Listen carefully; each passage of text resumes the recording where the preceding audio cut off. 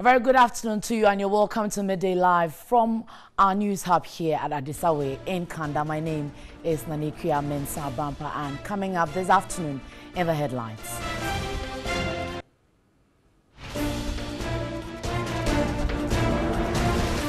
And coming up, Council of State gives backing to Bank of Ghana to strictly go by deadline given local banks on its 400 million minimum capital requirement.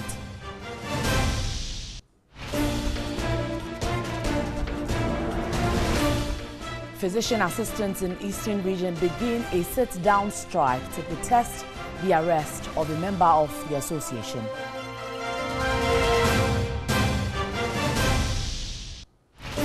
Also coming up, COM returns to Ghana's camp in Gold Coast after government recalled leaders of the delegation at the Commonwealth Games. And on the foreign front, Ethiopian Prime Minister Abiy Ahmed meets with opposition leaders with a promise to implement radical reforms.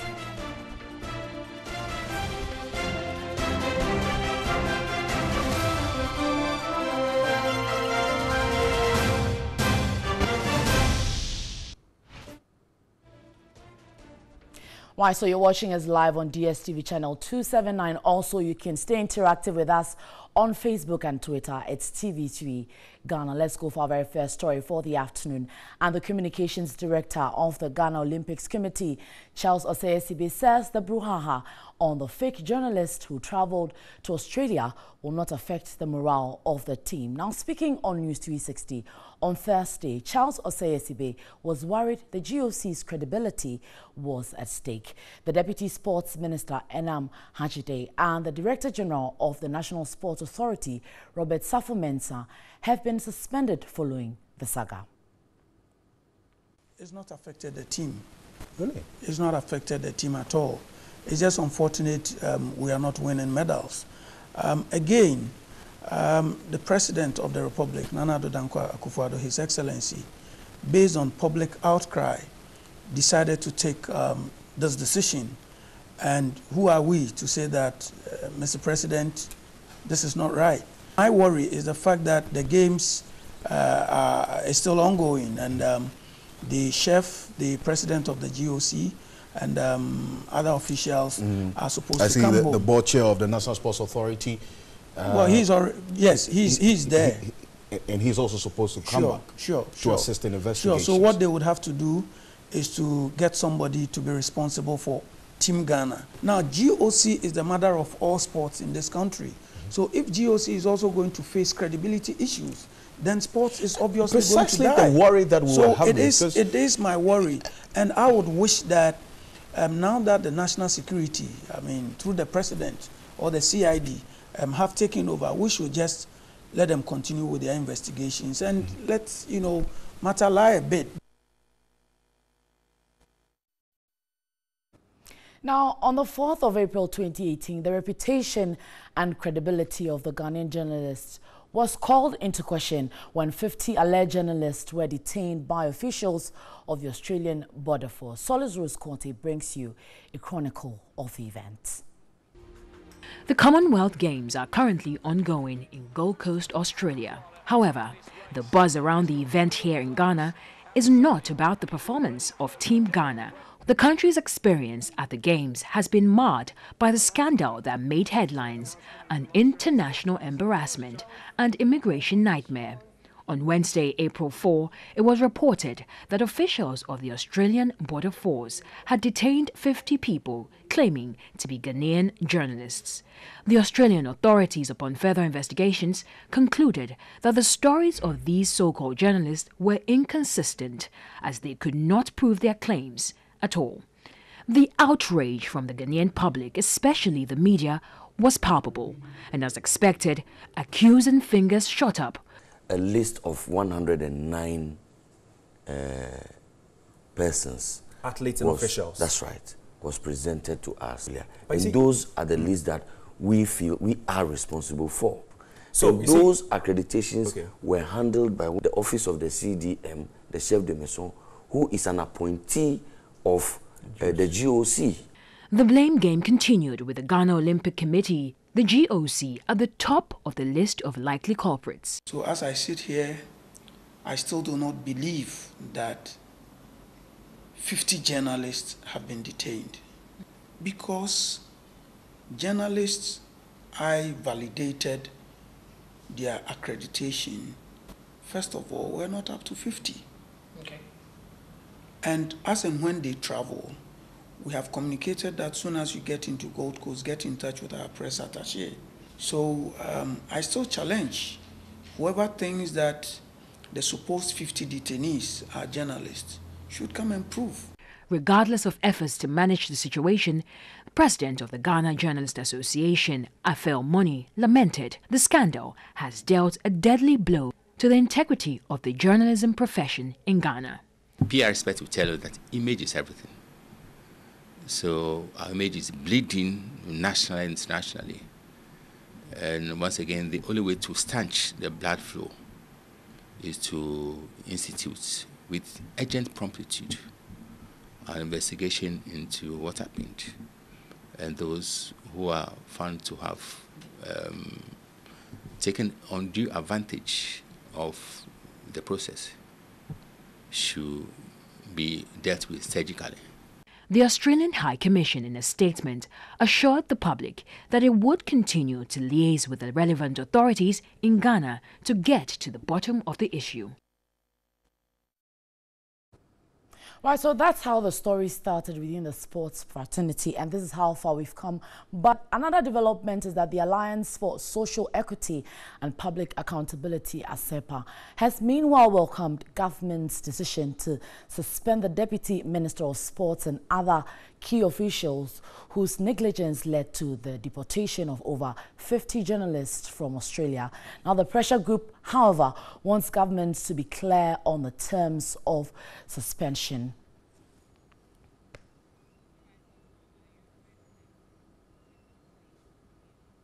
All right, so we've been joined in the studio by Mensah Thompson, who is the Executive Secretary of ASEPA. He joins us in the studio to tell us reasons why they still want more even after the suspension. We are grateful for your time and good afternoon. Good afternoon. Thanks for having me. Right, now we have the Deputy Minister of Sports being suspended and more action yet to be taken. Are you not satisfied so far? What more do you expect?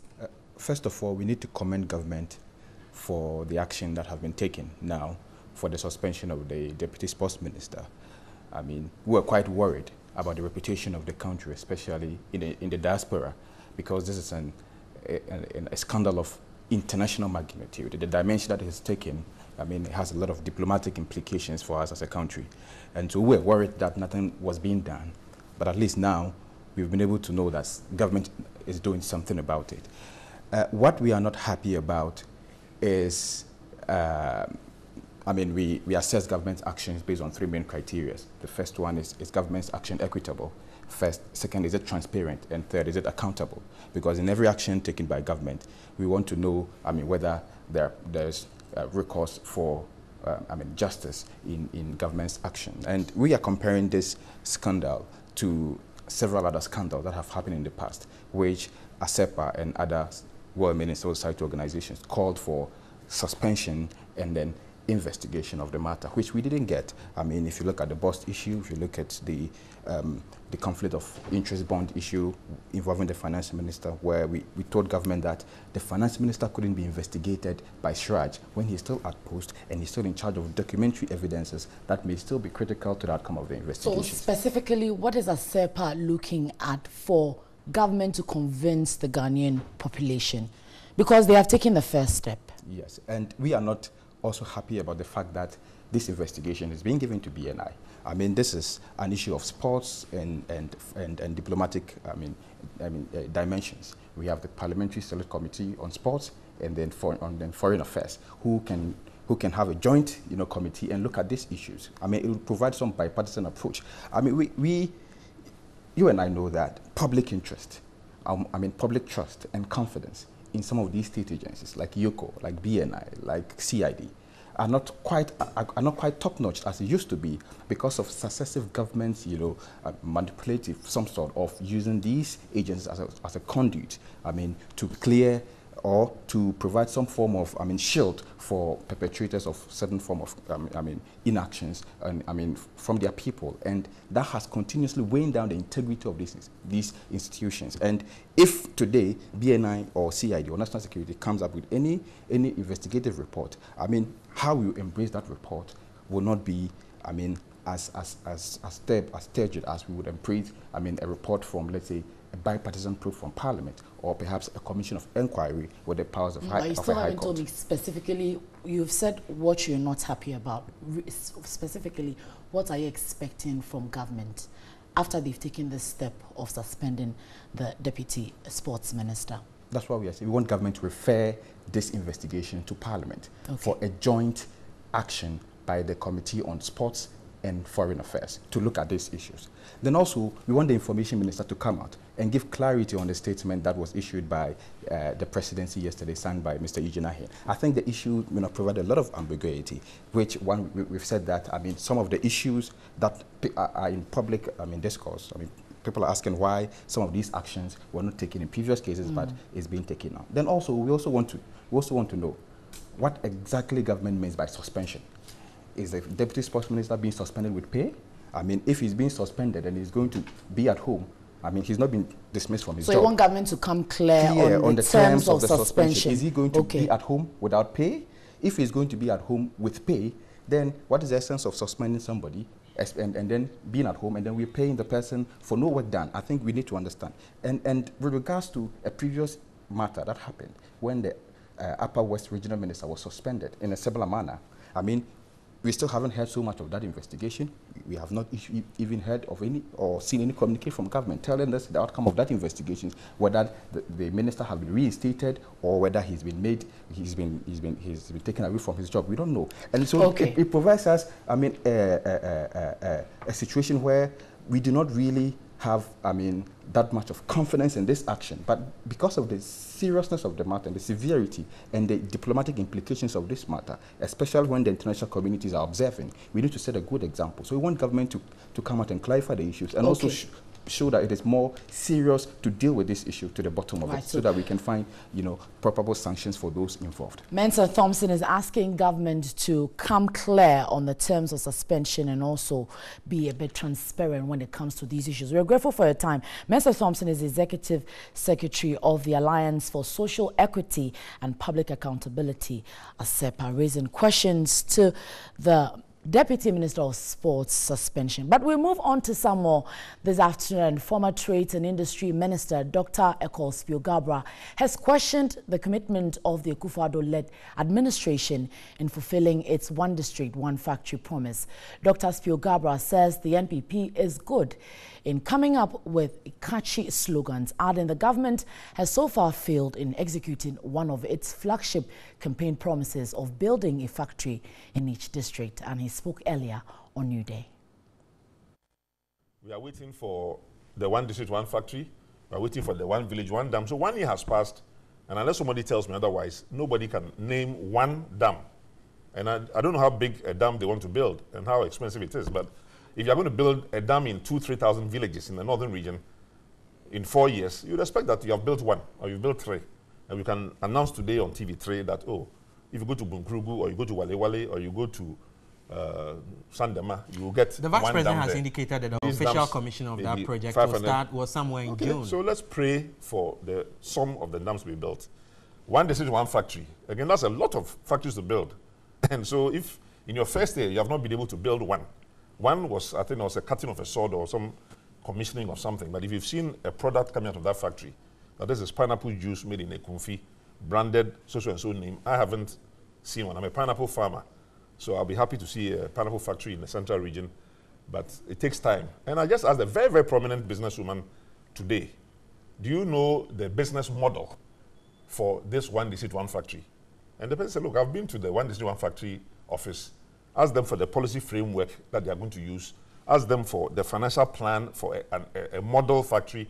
What percentage of the money will come from government? What percentage will come from the private sector? What technology should be used? What kind of business plan is to be established? What kind of marketing and distribution networks the factory should... And the person says there is nothing there. I get your point. But for a government that has a 4-year mandate, yes, at least for its first term, are you not being overly pessimistic about what will happen? With their flagship, what will happen in the next 3.5 years? For example, with a one village, one dam, one district, one factory. As I mentioned, Vice President Dr. Mahmoud Bawumia has indicated that the pronouncements will happen. Pronouncements. They are very good at pronouncements. I said the one district, one factory was a very nice slogan. Sloganeering. Fantastic, MPP. But recently we've heard from the information minister, Mr. Fiogabra, Dr. Fiogabra. They may not even build them. Exactly. You heard, were you surprised? I was not surprised because we've been telling them that promises are very easy to make. One belt, one road is the Chinese program and philosophy from which I believe the MPP went and heard and borrowed their one this, one that concept. So one district, one factory, great idea. In fact, some Sierra Leonean politicians were even using it. So it can be done. It can be done as former trade minister. All kinds of things can be done, depending on how you plan your budget. An Accra High Court could not constitute the 7-member jury for the Major Maxwell Mahama murder trial to comment. Now, this was after the accused persons rejected 8 out of 14 potential jurors presented to the court for selection. Solomon Menya was in court and he has come through with his report. The court needs 7 persons to be accepted by the accused persons to be empaneled as jury. Per the rules and the Ghana's legal system for the selection of a jury, each accused person has the right of rejecting 3 potential jurors without stating reasons. Any other rejection afterwards must be done with solid justification. After almost an hour of engagement between the lawyers and court officials, 6 persons comprising 4 males and 2 females were accepted. The trial judge was forced to adjourn to enable the court to get 1 more juror in order for trial to begin. On that day, 5 jurors will be presented for 1 to be selected. Major Mahama was lynched at Dencho Boase in the Central Region on May 29, 2017. The accused person standing trial for his murder, William Ba, the assemblyman of Dencho Boase, Bernarda Samoa alias Daddy, Kofi Nyakun aka Abortion, Akwesi Ba, Kwame Tufo, Joseph Apia Kubi, Michael Enim, and Bismarck Donko. The rest are John Bosi, Charles Quenin, Emmanuel Bedu, Bismarck Abanga, and Kojo Enima. The case has been adjourned to Monday, April 16.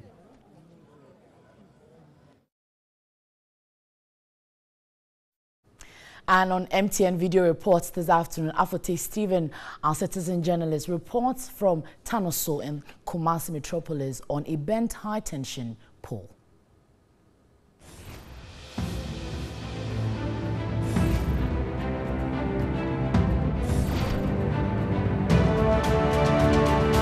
This is a high-tension pole situated at Tanoso, right behind Yasantwa school wall in the Ashanti region, Tanoso.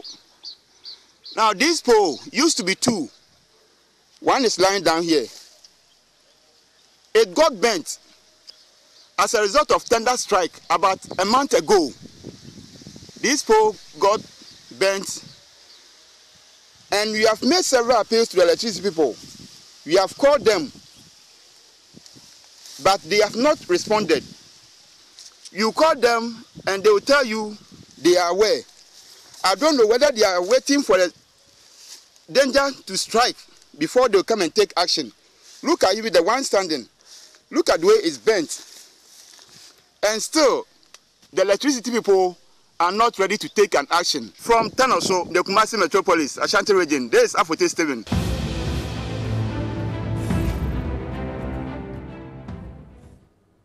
Remember, you can also send your video report via WhatsApp number 055 1433044. The number again is 055 1433044. You're watching Midday Live. We return with more. Stay with us.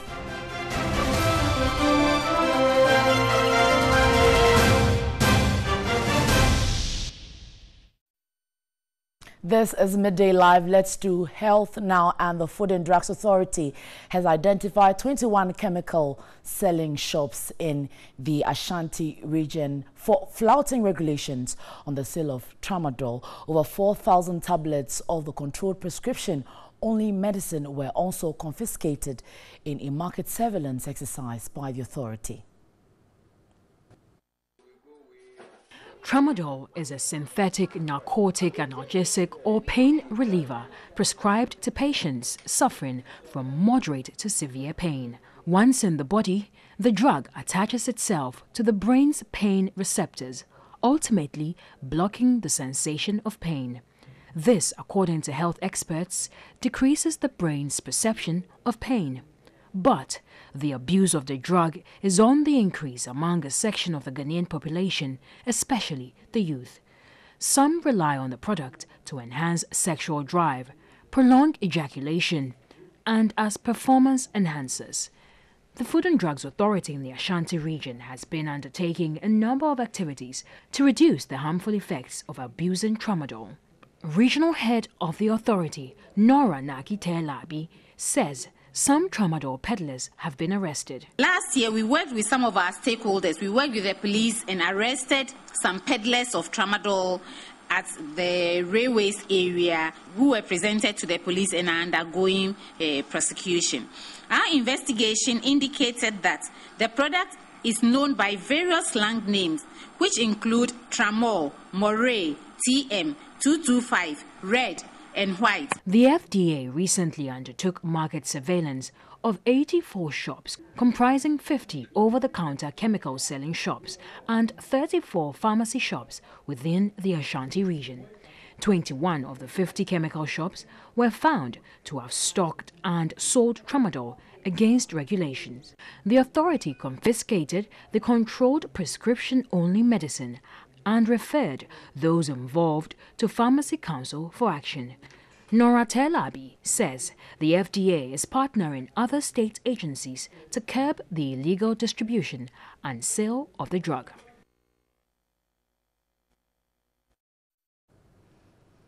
At the Industrial and Commercial Workers Union, the ICU has cautioned government and private employers to halt any attempt to calculate the productivity of workers hourly. Now, the union says such policies will create redundancy and affect their monthly earnings. General Secretary of the ICU, Solomon Kote, spoke to Labour correspondent Daniel Opoko.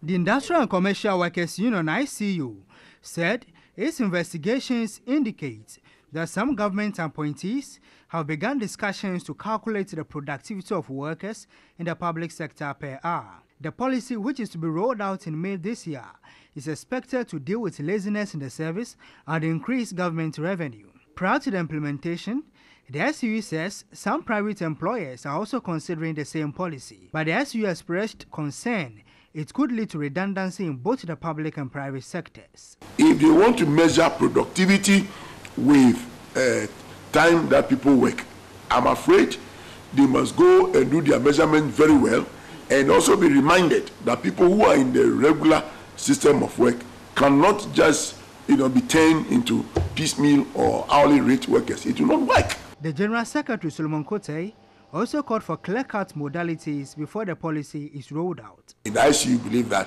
for you to get the maximum productivity of your workers, sit with them, create the kind of target you want to share, and what they need to deliver the targets to it, and your productivity is assured. In another development, the ICU has warned the Ministry of Health to desist from imposing the 1% levy on formal sector workers. The levy is expected to assist the National Health Insurance Authority raise funds to sustain the program. But the ICU has called for broader consultations on the policy. We are still contributing every month. Our first tier contribution of 2.5 goes. That of the employer also goes. Now we want to come and take another 1% and then 1.5 from the employer. This obviously is going to reduce workers' income. And this, for ICU, we think the responsible heads in those sectors should think through again. The levy is to be rolled out from May this year.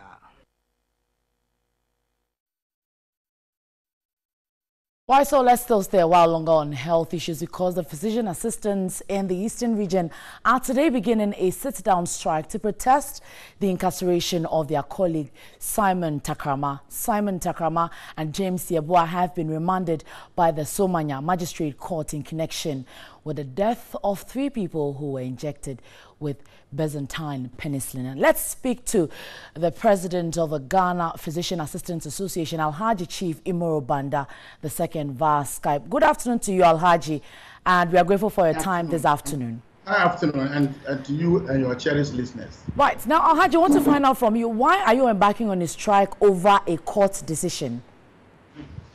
Oh, we are not, we cannot challenge a court's decision. So why the strike? Yeah, we are saying that the investigators should have investigated well before sending our colleague into remand prison at Akusi. We are not saying that the police shouldn't do their work. We are not saying that the law shouldn't take its own course, but we are only saying that the man is innocent, and that is why we are saying that we'll also sit down and watch. Well, Alhaji, if you believe that your colleague is as innocent as you're claiming, why don't you allow the judicial process to take effect so that we see that he is not guilty and he's left to go free? Yes, as if the work is going on well. I'm not saying that nobody is doing his work well. He shouldn't. If we don't need so much time to know that somebody is innocent. The one who gave the injections is there. The one who prescribed the injections is there.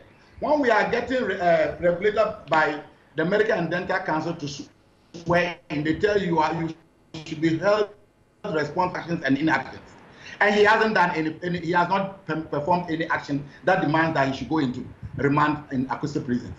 It is the one who prescribed the injection. It is James Yeboah, who is a disease control officer working there.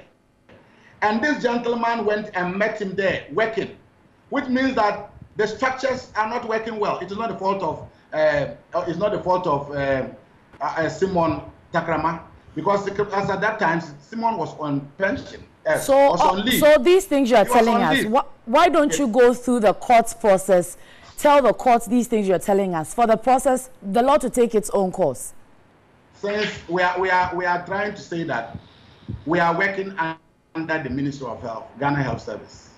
Since this issue came up, for more than they've just thrown him into remand. At least people should have come out to tell us that this is what we are doing. But when we even asked for support from the Ghana Health Service, they made us understand that they have taken the PA to court, and for that matter, they cannot give us any legal advisor. Okay, so right now we are even paying for the cost of the services of a lawyer we are engaging. Okay, Alhaji, that aside, you are dealing with the ministry, right? So where lies the patients? You are unnecessarily punishing patients who are not guilty for what is happening with your sit-down strike. I understand it has already started in the Eastern region. Can you confirm? Oh, yeah, I can say that we are in support of what our colleague is suffering for, which he has not committed. The one who has committed the actual offense is the James. Alhaji, you didn't hear my question. I'm asking you. You have said the things you're saying. I'm talking about the patients. How this is unnecessarily going to affect your patients. Have you thought about that? Yes, we are thinking about that. And what do you intend to do? What is your next line of action? We intend to say that immediately our colleague is out, we will also do the right thing, because we have never complained to anybody since we came into practice over 60 years ago. We have never gone on strike. So if you are going on strike now, you should also understand that people are stepping on our toes. That is why we are going on. We are saying that we should sit down and watch the ministry. So you are confirming that the strike has already started in the Eastern region? It hasn't started. If it is started, you would have known and you have reported. No, we had signals that it has started. I'm just asking for a confirmation. If you go to the Eastern region, you will see that all PAs are at post. They are doing other official duties. is that they are not, maybe they are not prescribing. That is the only thing you can say. But they are in their offices and they are doing official work. That is the prescribing alone and asking patients to go for drugs is not our job. Okay. We do a lot of work at the health. All right, Alhaji, we are grateful for your time this afternoon. Alhaji Chief Imoro Banda is the president of the Ghana Physician Assistant Association there on matters arising in the Eastern region regarding their sit-down strike. But that's it for the local news. Let's do some business news now. Now, a banking consultant, Dr. Richmond Ituahene, has recommended the reclassification of banks as a solution to the challenges which have emerged as a result of the central bank's new minimum capital requirement. He explained some of the banks may not need 400 million cedis to recapitalize if a reclassification is effected. The banking consultant narrated the history of universal banking regulations in Nigeria in light of public debate over new capital requirement for banks in Ghana. The Nigerian Central Bank tried it from 2001 to 2010. They realized that they don't even have capacity of regulating universal banks. So they came back in 2011 and started reclassifying banks. If you are a commercial bank, you're supposed to pay 150 million. If you are a merchant bank, 200 million. If you are international bank, 300 million. Dr. Richmond Ituahene stated the Central Bank of Nigeria encountered some regulatory challenges and subsequently reclassified the banks. Non-performing assets in Nigeria is 7% as compared to more than 20% in Ghana. Not everybody needs 400. See, you put everybody in the same basket. And what happens is that when you receive the capital, it means you can become a jack of all trade. You may not even have the expertise. The problem is that if you have a universal bank, some of the banks that failed, they were doing oil, and they did not understand even financing of oil. Not even the downstream, the upstream, they did not understand. They bend their fingers because people have not been trained in the oil and gas sector to understand the risk complexity in that field. Dr. Richmond Ituahene recommended a change in approach by Ghana Central Bank in addressing challenges in the banking sector. The time has come for us to do the reclassification depending upon what the Nigerians have done.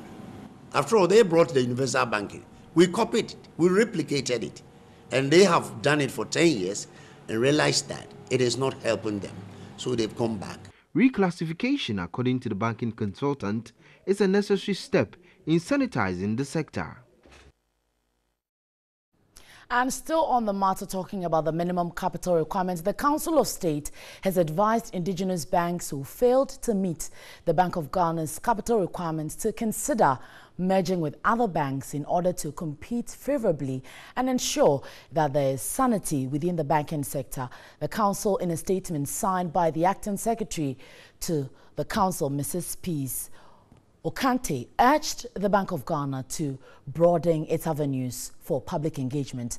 The Council of State, through a petition submitted by Ghana's indigenous banks to the President, with a copy to the Council on Thursday, April 12, 2018, met the Governor of the Bank of Ghana to discuss topical issues concerning the banking sector. Now, at the meeting, the Council of State was briefed on the position of the Bank of Ghana regarding the challenges affecting the operations of the indigenous banks and measures so far adopted by the Bank of Ghana. Now, after an extensive deliberation and a careful examination of available options, the Bank of Ghana was urged to intensify its due diligence, monitoring and enforcement processes to safeguard the interest of depositors. Now, the Bank of Ghana in December 2017 increased its minimum capital requirements for commercial banks from 120 million Ghana cedis to 400 million Ghana cedis. Now, the governor of the central bank stated that all commercial banks are required to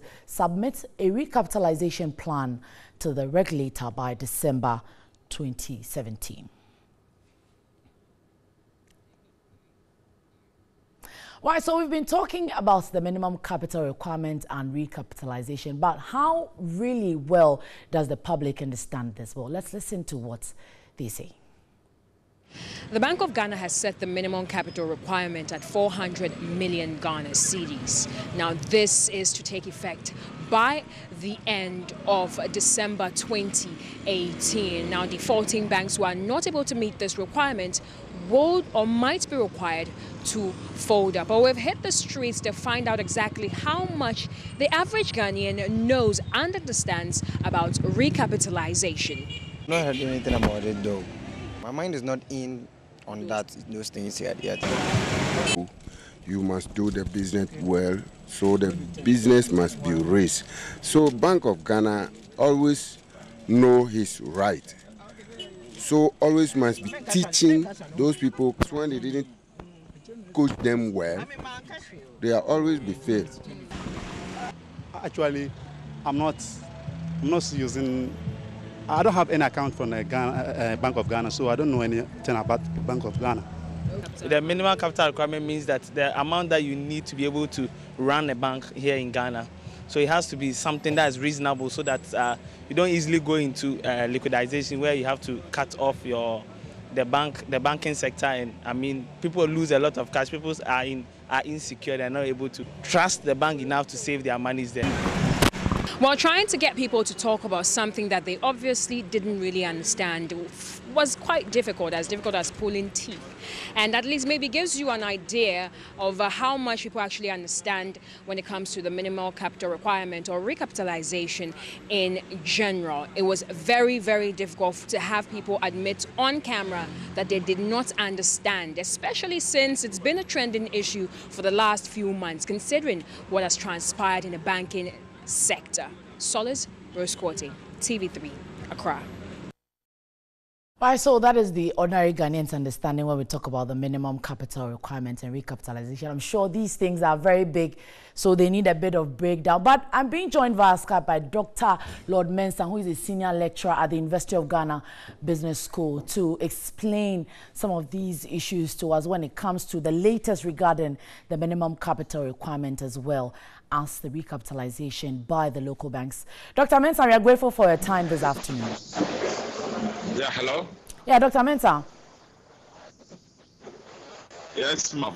Now, some local banks have met the president as well as the Council of State in a bid to seek some kind of support to extend the time. But it looks like it's not feasible. What is the way forward for these local banks? They are talking about measures, but these banks do not seem ready. Well, the banks, the options or the routes that they are taking to solve this problem, for me, I think they're not economic oriented, and they're not if I should say, financial oriented. For me, I believe that they now have to use the market. So if possibly all the avenues that they've tried on are not working, and in the end, if it were to work, we know very well that the independence of the central bank would have been compromised. So for now, I think they should allow the market to operate. If it does not work that way, they should just go for measures and then possibly some of the takeovers that I think will help them to sustain. So I believe that measure will be something that will help them in a way. So for me, they should use the market to make economic sense rather than okay, but the argument again is that maybe some top authorities to plead on their behalf. Dr. Mensah. Hello, Dr. Mensah. Well, that said, yes, again, the argument Hello, now is that the banks go to, that is the government goes to these local banks to borrow. And should these local banks fold up, what will be the end results for government? We want to get your take on that particular statement that has come up. Well, we're finding it a bit difficult to get to Dr. Mensah there on that Skype. Well, when you need technology the most, this is what happens. But we're taking a breather on this one. There's more in subsequent bulletins on Business News 360, but I'll do for business for now.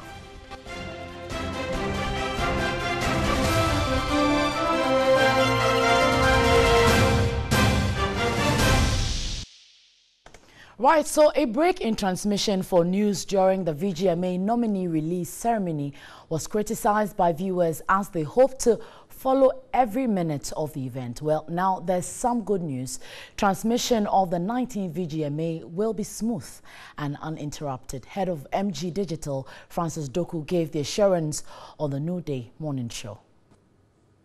We realize and recognize the VGMA as the biggest content, entertainment-wise, and so we decided to associate with it. And I think that over the period that we've been talking about it, you know, promoting the VGMA, we realized that it's gone very well for our audience on TV, on our digital platform, and on radio. So yes, we think that up to now, we have done what we have to do, and Charterhouse have also supported us to make sure that the partnership works. Ahead of this conversation, we put out a couple of tweets and all of that. Their concern was that, well, at some point during the nominees' jam and all of that, there was a break in transmission for some 30 minutes news, and that's been the concern of the people. Tomorrow you're going to show it. Are we going to break? No, we're not breaking for news tomorrow. I mean, this is it. This is the big one. This is the climax of everything that we've done over the last 2 months or so. And so we realized that our audience would want to follow every minute of the VGMA from the red carpet, which starts at 7. And let me say again, it starts at 7. And we've told Charterhouse that we want that to happen. That usually we announce the time and then it doesn't start because many people wouldn't have been in the auditorium. But we're asking that whatever it is, no matter who comes, we want to start at 7 so that we can make the time to the end. And so we're having the news tomorrow from 6 to 7. So that we can start a red carpet from 7 o'clock until the show ends. And we've been giving assurance that it will run smoothly, you know, and it won't drag. Well, also expected to grace the VGMA stage on Saturday is the man described by many as Ghana's answer to live performance, Samini. Well, the celebrated Afro-pop and reggae musician Samini is hopeful his 2017 hit, My Own, will win the VGMA Reggae Song of the Year. He also spoke this morning on Midday. What is there tomorrow? You're performing. Yeah. What is there? Well, for the VGMA stage, it's always an opportunity to reaffirm the fact that you're an established artist in Ghana. So every time you're called there, you have to give your A game. So I'm there to represent myself to the fullest and to make sure I give Ghanaians the reason to keep pushing me and keep it. Samina, are you picking up anything tomorrow? I am very hopeful. Which one are you picking? The Reggae Song of the Year. Reggae Song, My Own. Yeah. I see. What's that lyrics again? Okay. Okay. Okambra footy trina no ye risi. Nisi mujre smile siri. Penny wants a menino chili. Hey, me bibi ni brownie, yeah. Golden tree chocolate, yeah. Me tratoli, yeah. Each and every day, me nyebidi, oh yo, my own.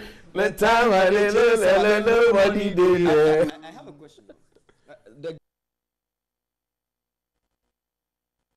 Why, so we're still talking VGMA 2018. An award-winning radio and TV personality, Johnny Hughes, will host the red carpet for the 19th VGMA. The affable presenter says he feels honored for the opportunity to grill celebrities on their choice of clothes. Now, Johnny is positive of living up to expectations. Right, and just before we bring you that one, did you also know that multiple award-winning act Stonebwoy will perform at the 19th VGMA this Saturday, that is tomorrow? Head of Communications at Charterhouse, organizers of the prestigious Vodafone Ghana Music Awards, George Quay, lets out the surprises on Midday. He started in the high-grade family. Okay. He grew, matured, crossed over to establish BIM Nation, and tomorrow he's performing too. Stonebwoy is? Yes, he is. Wow. But I thought earlier I'd heard that... well, Stonebwoy is performing. Stonebwoy is? Right. Wow. Sometimes you like to hold some of the things to your chest. So, you know... But why do you do that to the people? Which you in particular, why do you do that you to the want people? To keep... surprise elements are good. I had to break this one here because you're official media. Of course. Partner. So official, right. Stonebwoy is going to be on that stage tomorrow. Father and son are going to be there, interestingly. I've seen so it's going to be sons. father, son, and son, because Kelvin Boy will also be performing because he won on son. But of course, The most decorated artist in the history of the VGMA, Sarkodie, is also on the stage. Okay. We've got Tiwa Savage is coming in from Nigeria. Akushie Jepong. It's a very, very, very, very, very, very tall list with a surprise. How are the tickets flying around? If you're able to find tickets anywhere to purchase by close of day today, you're a miracle worker. The way the tickets are flying, I'm sure by 3 p.m. latest today, I'm sure tickets would have run out because as of yesterday, there were very, very few tickets to sell. Anything you want to add before we go? Guys, go out there, grab your tickets. It's limited tickets out there now, so make sure you grab yours before it's finished. And then also, everybody else that's been supporting, thanks for the support. Tomorrow is going to be awesome. Achie! Closing. Right, so I have my tickets. I don't know about you. It is happening tomorrow, the 14th of April. It is the Vodafone Ghana Music Awards 2018. And the man, Johnny Hughes, is on that red carpet. I'm just waiting to see his outfit. I don't know, but I've pictured it. But make sure you patronize it. And it's also live here on TV3 uninterrupted. That's it for Midday Live. My name is Nanekia Mensah Brampa. There's more on 3news.com. Have a good afternoon and enjoy.